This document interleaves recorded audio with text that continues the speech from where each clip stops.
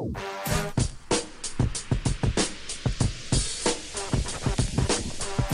time for the Shop Report with Barbershop Jay.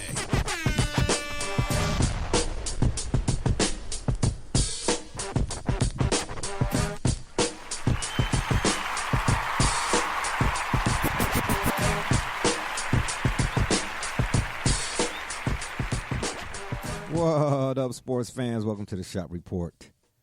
I'm Barbershop Jay. I'll be your host for the day. Here's what's happening.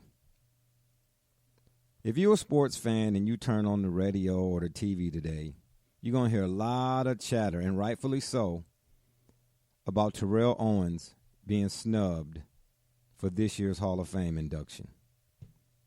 Now, before we get into the details of why he was snubbed, personally and professionally, let me read to you those members who were inducted to the 2017 NFL Pro Football Hall of Fame. Morton Anderson, he was a kicker with the New Orleans Saints. He has no rings. I'll get to that in a minute, because that's one of the criterion, they say, for voting on these things. It's all about rings. Terrell Davis, running back for the Denver Broncos. He does have a ring. Kenny Easley, former Seattle Seahawk safety, no rings. Owner Jerry Jones. Now, before I go any further, I don't know when this started. I really don't keep up with the NFL Hall of Fame voting. I mean, or the NFL Hall of Fame until they actually get to the members who were inducted having these speeches and in the Hall of Fame game.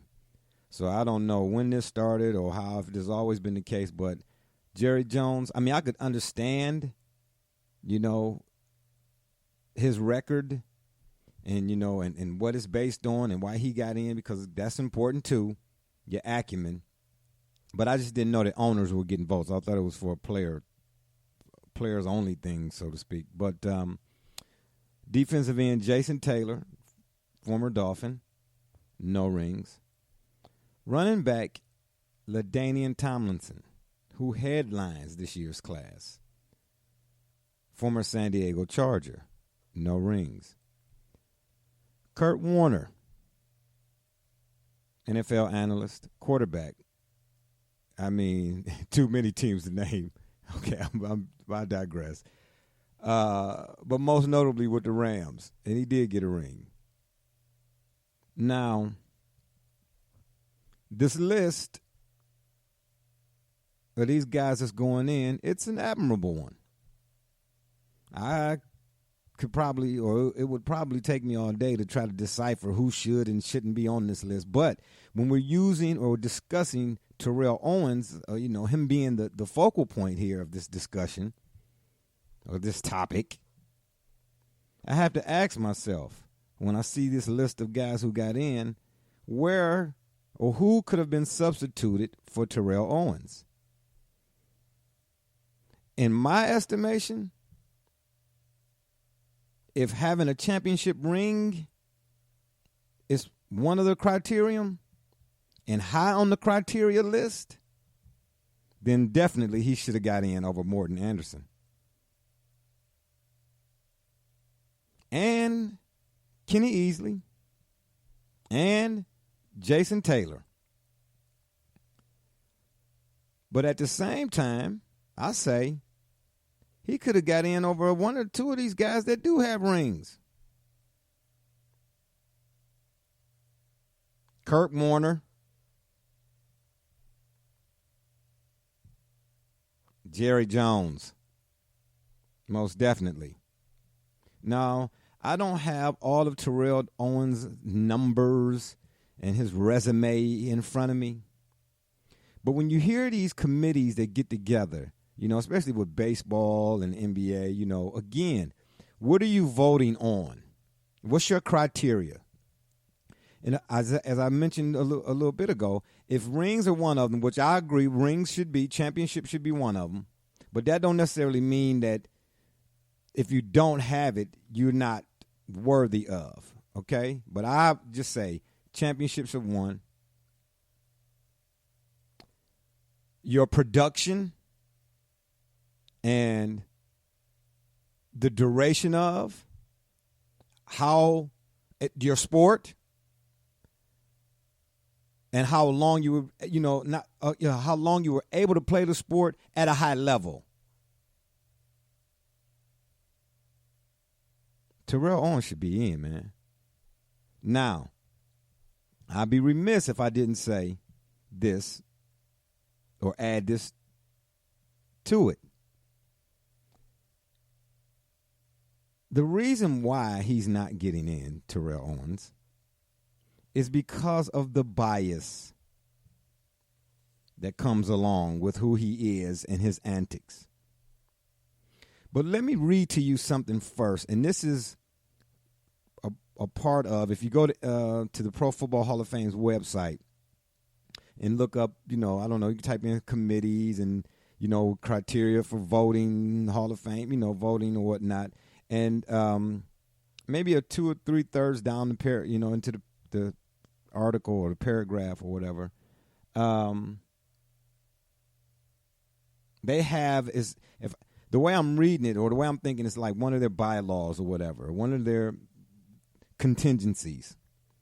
And it says the Pro Football Hall of Fame's 48-person selection committee is charged with the vital task of continuing to be sure that new enshrinees are the finest the game has produced. Remember now, we're talking about Terelle Owens and whether or not if he should have got in. Why was he snubbed? Because, again, we all agree that it was a snub. Antics aside, does this not describe T.O., Barry Bonds, and Pete Rose to a T? The finest the game has produced. But again, when you think about T.O., what's the first thing that comes to mind? The self-proclamatory antics. The Sharpies, the pom-poms. Now, in the beginning, some of it was, as is supposed to be in sport. That's an ingredient, entertainment. But when it supersedes the game, it starts to look bad. But that ain't got nothing to do with why he should be in the Hall of Fame. All of these data-driven, analytical, I'm not going to say that. Folk who want to say numbers and only numbers, then on the numbers alone, Terelle Owens should be in. Now, from a personal standpoint, I'm not really, I got my nuances. I got some things I don't really care for when it comes to T.O. But he should be in the Hall of Fame. And the thing that really sticks in my craw is the selection committee. It's comprised of a bunch of folk writers who have never, if at any level, played the sport that they get to have a vote in who gets in that sports. I'm not going to use the word immortality here. I really don't care for that. But guys who are enshrined. How are you the leading authority on child rearing and you don't have kids or children or baby goats? Kids. I believe if the selection committee had more former players than sports writers, like I said, who never played, players who are no doubt first ballot, would get in when they're supposed to. Now, I'm sure you all know by now, I reside in Cleveland, Ohio. Now, this is no offense to this sports writer in particular, but this only speaks to my point. How is it that folk who have they're not qualified, or what qualifies them to be the Hall of Fame, to have a Hall of Fame, Pro Football Hall of Fame vote. Mary Kay Cabot is a sports writer for the Cleveland Plain Dealer and clevelandplain.com or something or another, or cleveland.com. Again, no offense to her as a writer. I don't know her personally. But what qualifies her?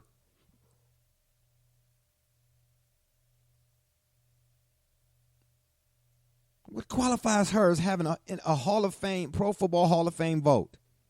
And it ain't got nothing to do. She's no woman. I'm not saying that having a vote it's not a gender specific thing. No, I'm not. I'm just saying what as a writer, what as a person who has done this, what qualifies any writer. Now you got a couple of former players on there, I believe. James Lofton. But it should be more of the guys of his ilk, players who played right next to these guys. That's what I mean about writers. If you haven't played with this, see, it's on the field, but part of on the field is in the locker room and things of that nature. You know, the camaraderie and continuity, and we talk about the Belichicks and the Bradys and how they've been able to do it at a level for so long. You know, that's supposed to stand for something. It's supposed to mean something. So what right do I have if I am not or haven't participated in sport on any level, or that sport in particular? What right do I have to say who, no, he can go, he can't go? I mean, I can do commentary on it all day long. No harm, no foul. Ain't nothing wrong with that. But to say a guy can't get in, man, it's no way in the world. On the numbers alone, you know, all you QBR rating and all you BPI and CSI and not I folk. Tell me how Terelle Owens don't get in. Or Pete Rose. Or Barry Bonds. Come on now. Especially in the case of Bonds and Pete Rose. Or Bonds, if nothing else, when it comes to Major League Baseball. What are you going to profit off of? Benefit off of? Sell jerseys and shoes and likenesses. And then say a guy who put up the numbers and all of that stuff y'all benefited from, but he can't get in. Man, it's such the hypocrisy. Same thing goes for Chris Carter. Now, I don't recall who he went in or who he got in with, or a list of, or the inductees that year. But my point is, I'm pretty sure you all can go do your own research. Go look it up. And then come back and holler at me. Email theshopreport365@gmail.com, or Twitter or Facebook, whatever it is. Get back at me and let me know. Y'all, maybe I'm missing something. Y'all, I want somebody out there to explain to me how a guy like a Chris Carter or Terelle Owens don't get in. Too many people, and like in the NBA, for instance, Zaza Pachulia. I'm not saying that the fans or those outside the game shouldn't have a vote, but in the case of the writers, I'm asking you what qualifies them. And as far as the fans go, they're only going by what they've been force-fed. If all you see is the Golden State Warriors, the Cleveland Cavaliers, and the Lakers because of brand name, as a fan, then when it comes time for fan vote, who you going to vote for? You're not going to vote for the Phoenix Suns or a player a guy that played for the. You might vote for Giannis Antetokounmpo to play for Milwaukee, but you get what I'm saying.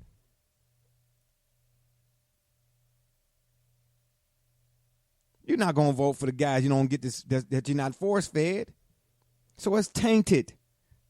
Is my point.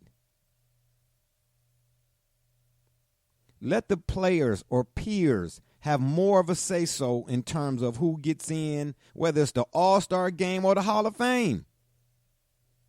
Or the Hall of Fame or the All-Star game. Regardless of the sport. If you have that sort of category. It just gives sport or professional sport in particular, it just gives it a black eye.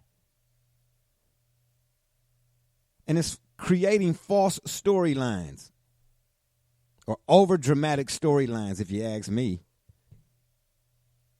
Now, I know T.O. put out some tweets.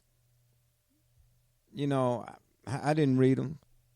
Don't care to. That's just something somebody else or something for the guys who don't like him, you know, this personal thing. Yeah, you might not have liked his antics and you might not like none of that, you know what I mean? But that ain't got, you got to take the emotion out of it.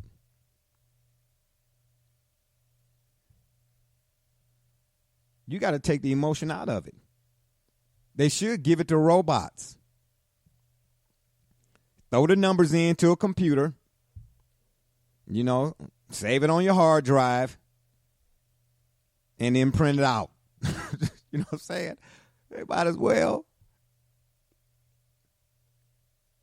Because just like when it comes to the college football committee thing, and who they put in and who they, it's subjective, it's not objective, it's particular, it's selective, it's with all those things that says it's inconsistent. That's not good.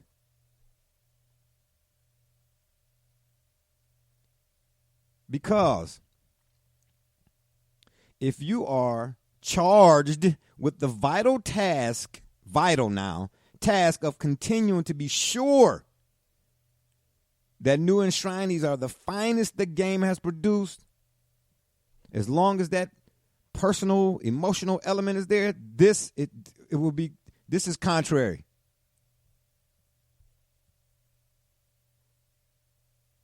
So get some computers involved on this.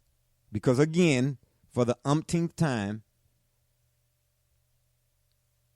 on the numbers alone, T.O. should be in. We giving Tom Brady credit. Why not T.O.? College basketball's top 25. Who's who?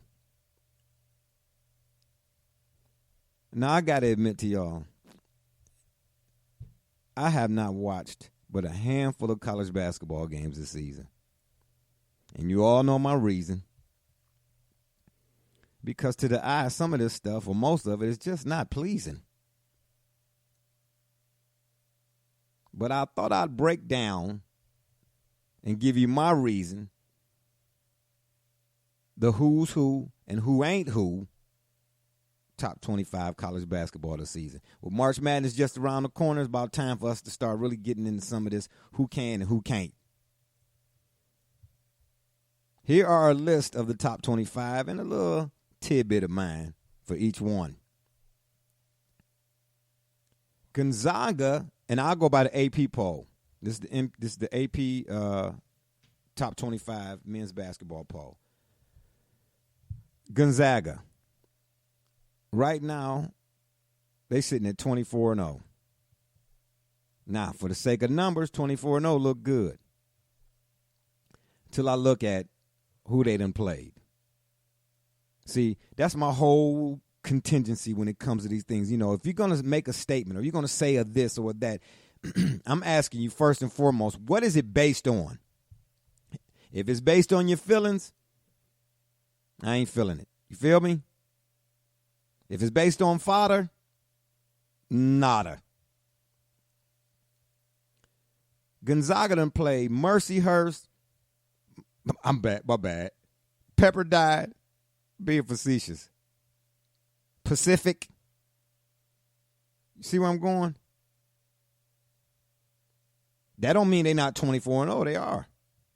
But who you played has a lot to do with how substantial your 24 or your undefeated is. Who you done played? Number 2 is Villanova. Defending champs. Correct me if I'm wrong. But you don't hear much about them. I wonder why.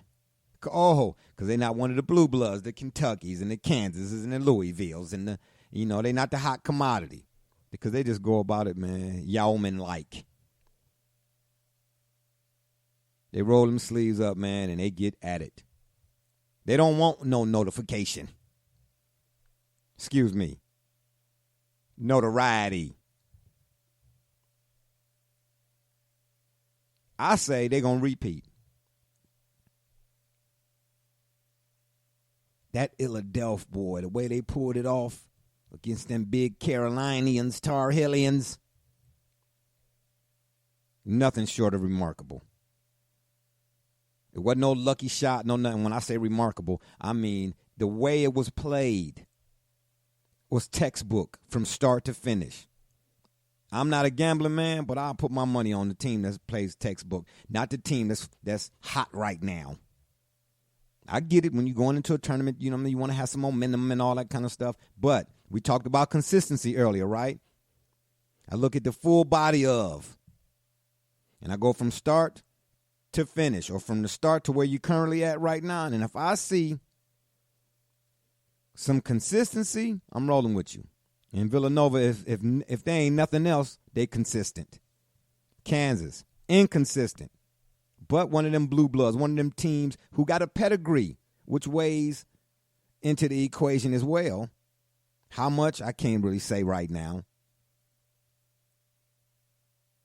But you always, you know, Kansas. If I said to you, you know, give me your Final Four, most people, if you did a poll, might throw Kansas in as one of the four, and deservedly so. They have a history, they got a track record. But as of late, you know, they'll beat the Kentuckys and so on and so forth, but they'll lose to, no offense, Kent State, who was pretty solid too, by the way. Then at number 4, excuse me, that was number 3, that was Kansas. Number 4, you got Louisville. You know, it's been some, how can I say, unhealthy, not so good conversation surrounding the Louisville Cardinal here as of late too. You know, this whole, you know, who was being paid for this and paid for that, and was Patino, you know, aware of. You know, I still say, you know, a lot of things are omitted or not brought to the forefront to protect, you know, the privileged reputation. But that's a story for another day. Number 5 is Oregon. Now, they always, we know they'll make the tournament, but they are an enigma. Excuse me. Like a few other teams I'm going to mention here are enigmas. You don't know what you're going to get. Like that box of chocolates that Forrest Gump always talked about. 1 minute, they look undeniable. The next minute, you've been denied, although you've tried. We said y'all was getting in, but I lied. Oregon. They can get you, and they can get got. It's 50-50 with them. We know they'll get out of the first round, okay? They one of them popular teams. They'll get out of the first round, but once you get anywhere to that second or third round, who betting on them? Same as Baylor at number 6. Who betting on them? Now, at number 7, you got Wisconsin. The Big Ten been down somewhat, you know, here in these last 6-7 minutes. But Bo Ryan's teams and style is built for a tournament. I'm not going to say, you know, because they sitting at 20-3. So, you know, their regular season record, you know, is seeable. It's doable. But I done watched them a couple times this year, and you just, you know, they don't look like that same, you know, solid. But, you know, come tournament time, they will be solid for the most part. And, you know, it's one and done and once you get into the NCAA tournament. So they good for one. I won't say they'll be done, but, you know, after you win that one, it's all 0-0. You know what I mean? All over again, that next one. So you keep winning, keep looking at it like that. I'm just going to win one. You know, and then you done won one. North Carolina, so disappointing. I mean, you could just say this about pretty much everybody in the top 25, except, of course, because of their record, Gonzaga. But it's just been too up and down so far. It's just really been too up and down so far this season. But we'll see as the season progresses, when we get closer to March, and the madness and all of that, I'm saying, who lock it down and who really focus in. With North Carolina at number 8. Can they win it? I don't know if that pedigree is there, but the style of play is kind of suspect. Then at number 9, you got Arizona, who, I don't know. Sean Miller might be out of there. He just might. His teams are good, too, historically, if you would. But I don't see them. If I had to pick a Final Four, I don't see them in it. And then at number 10, you got UCLA, of course, with the infamous Ball, Lonzo, whose jump shot is the ugliest. Ugliest. Now, he'll most likely get drafted. And of course, we all know what his brother did a couple of days ago, Mr. Chino. I can't even think of his name, but the other Ball who put up 92. And there's some cats in the locker room mentioned. Them folks on Facebook, the locker room, check them out. That 92 was garbage. Because the way it's being played now, man, it's just all, it was no defense. And if I'm not mistaken, I can't think of the name of the school that they played against. The other coach mentioned it. It's like you just cherry picked all day. You know what I mean? So how am I going to celebrate 92? But, there's a lot of that going on, man. It's all about headlines for the most part. But UCLA, Ball is nice, but I don't see them. I don't really see them advancing maybe too far in the tournament anyway. They'll get in. Most of the top 25, if anybody fall out, I would kind of be surprised. But most of the top 25, if not all, would definitely, be in the tournament. But yeah, the Bruins, I'm not really impressed. Not NCAA championship impressed. And the Cincinnati Bearcats, they're there. I think a lot more so nowadays because they play in the AAC, the American Athletic Conference, whatever that's supposed to mean. But ever since Bob Huggins left, they haven't really been on the national radar like they were with him. Virginia is down this year somewhat at 17-5. They're going to give you a fight. They're going to give you a fight. But, they could have an early night. They're just not the team. They're not as formidable as they once were. And then at 13, you got West Virginia. Did I say Virginia was at 12? Sorry. And Cincinnati was at 11. Excuse me. At 13, you got West Virginia, and that's Bob Huggins. Now, his teams always play defense. But for whatever reason, when it comes to offense, they turn defense into offense. They do. Even when he was at Cincinnati, that's like his prowess is defense, Bob Huggins, that is. And I like him as a coach. But his offenses struggle to score, almost like with Thibodeau when he was with the Chicago Bulls. For whatever reason, his offenses struggle to score. And they have the pieces to – he needs to hire an offensive coordinator. I don't know, Chan Gailey, somebody. But they always struggle to score. Florida State is sitting at 14. I don't even see how they, I'm not going to lie, I haven't seen them this year, but maybe once, and I was kind of barely paying attention to it. But, they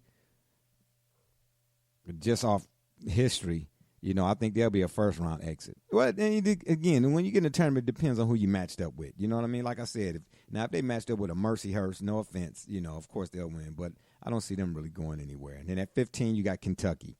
Wow, we all know Calipari, and he pushes out NBA players. I ain't mad at him for that. But this year it's been a little bit of unrest down there in the Kentucky. They don't look as sharp. They look athletic. But as usual, which is a common theme amongst basketball in general today, their style of play is just not NCAA championship worthy. It's not conducive to a title. Now, their talent is conducive to the NBA, but not winning the title, not this year. And Purdue, they come in at 16. I don't really know what to say about Purdue. They can surprise. They really could surprise, anybody. But I don't know. Like I said, that Big Ten is kind of down this year, but I'm not so sure about how far Purdue could go. But I wouldn't be surprised if they ended up in the Final Four as well, because they have the talent to do so. Like Florida at 17, who has really surprised many as of late. Now, with Billy Donovan not being there, I don't know who their head coach is, but for whatever reason, they kind of look like the Billy Donovan teams, that had Haslam and Noah on it. Now, they don't have and Horford. They don't have that kind of talent, but they scrappy. And they stay with you and stay after you. Could I see them as a Final Four team? Yes. But then, when it comes to that NCAA tournament, it's all about where you're at in terms of bracket. At 18, you got Duke. I'm not going to even say nothing about Grayson tripping Allen, because Allen be tripping. Krzyzewski, we already know his history. But Duke is just not good this year at all. Not to me. But, of course, we know they're going to get put in a bracket and be like, wow. The other number one seed. Now, I forgot about seeding when you get in the tournament. I couldn't tell you what their seedings will be of none of these teams right now. But, Duke they're going to be seeded in a way where the other top seeds, if Duke is, in fact, a top seed, will have a difficult path, like stepping over mountains, whereas Duke will have the path of stepping over pebbles to get to it all. Now, if y'all think I'm lying, that ain't no this or that. Just go look that up, too. They seem to have an easier path than the other teams whenever they ranked high or get a nice little seed in a tournament. Coming in at 19 is South Carolina. Couldn't really tell you. Haven't seen them play this year. At 20, St. Mary's. You all know St. Mary's. Come on. Matthew Dellavedova. Yes, St. Mary's. Who are always just program worthy of being in any tournament.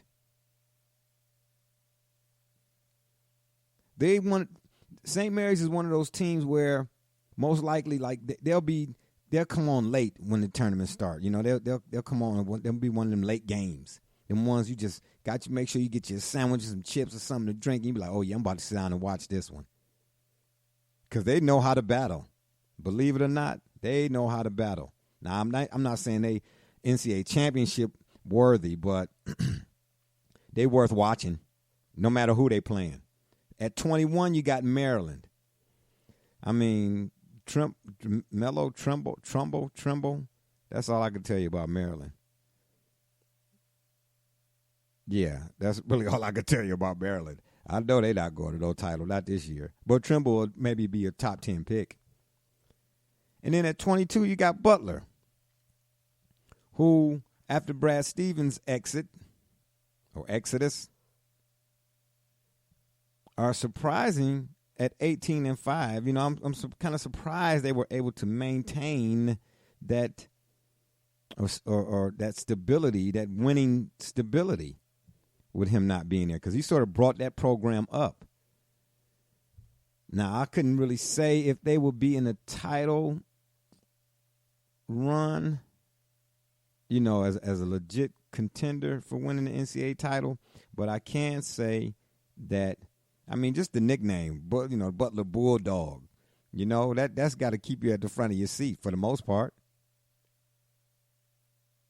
But they, too, are one of those teams who are not as formidable as they used to be, but formidable enough to make a game of it.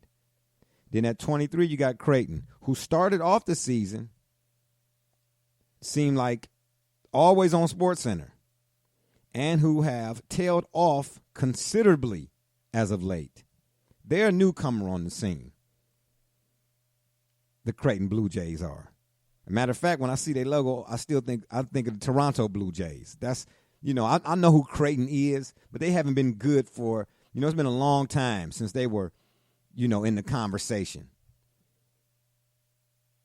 So their track record is not as eye-popping. This year, like I said, it started off good, but it's where it's at now is not in a good place. Not if I was, if I had to pick them, regardless of whether they start off against a team you think they should beat, it might take me a minute to put that pencil to circle them in. And that's in the first round game. At 24, you got Xavier. We all know how, for whatever reason, that and them being in the Big East, whereas as opposed to, I don't know how many years ago, Atlantic 10 or something or another like that, they weren't in the Big East. And I don't know, it's something about that Big East, even though it's definitely not as strong as it used to be. And when I say used to be, of course, you all know I'm talking about the 90s. If I'm not mistaken, by the way, from the late 80s to the early 90s, I'm going to say like maybe 88 to 92 or 93, the Big East was the only conference in college basketball that allowed 6 fouls. Yeah, check it out. So when that Big East is playing, that's must-see TV. Now, don't get me started on which conference is better than which. That's too long a discussion. But I know for the most part, I don't care how many years done pass, you get a Big East opponent, you're going to have to bring your lunch. Don't look at the record, no nothing. For the most part now, when you look at these Big East teams, because when they get in, they be making no noise.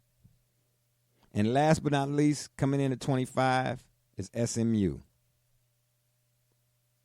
Larry Brown, they too are in the American Athletic Conference. What the heck is an American Athletic? Anyway, Larry Brown built the SMU Mustangs back to respectability.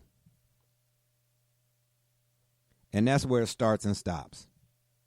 Now, I don't know for sure, but I don't think that Brown is the coach any longer because they were mired in some sort of muck, some sort of Young and the Restless soap opera crap too, which seems to be a frequent occurrence. I mean, it's just college basketball, college sports in general. It just seems to be some guys doing something that's just make you say, huh, what? This guy's academically ineligible and this guy's buying this and buying women and, it seems to be more out there now than it was in years past. But, hey, who am I? But I don't see the SMU making much noise regardless. I really don't. And just to throw in a few honorable mentions of note, Notre Dame would have been coming in at 33. And, again, it's on the AP poll. Iowa State, Monmouth, of all people, Kansas State, Oklahoma State.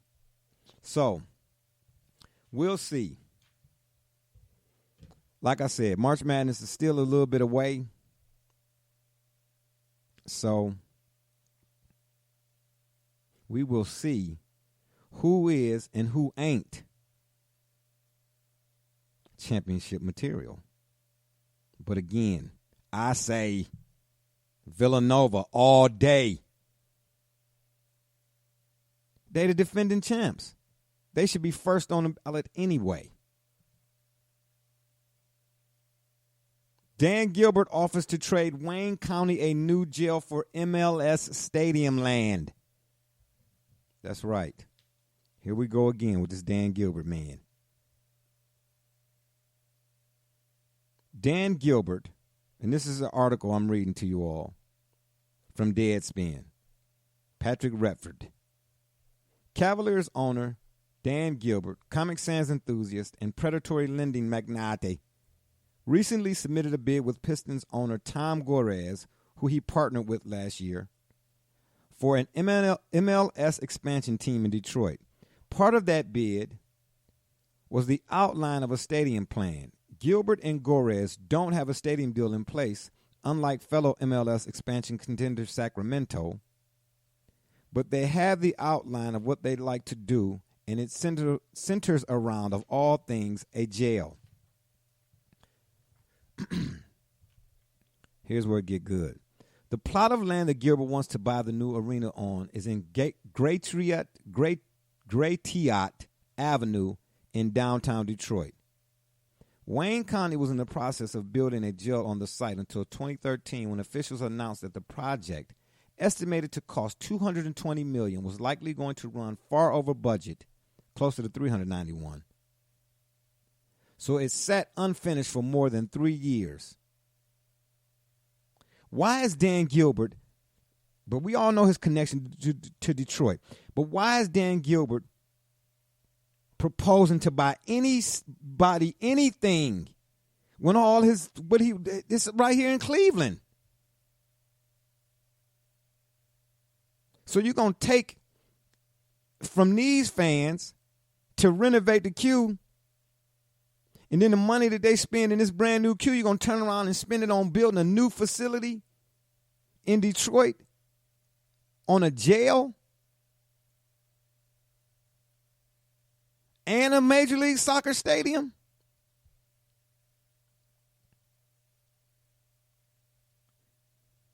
Gilbert's company will get $300 million from the county, the rights to the Gratiot Avenue jail site, and what's described as a credit to be paid to the company for the savings a new consolidated criminal justice complex will provide. That's what he's talking about buying for Detroit, or Michiganigan.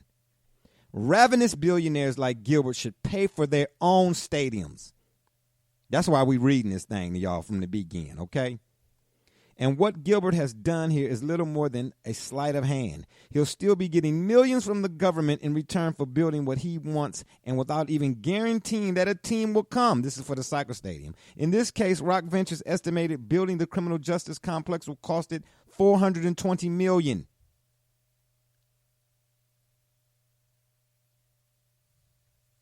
$420 million. The taxpayers of Detroit, Michigan, whatever, has spent a tremendous amount of money on the failed jail project. There's no good option other than to continue to move forward and get this thing done.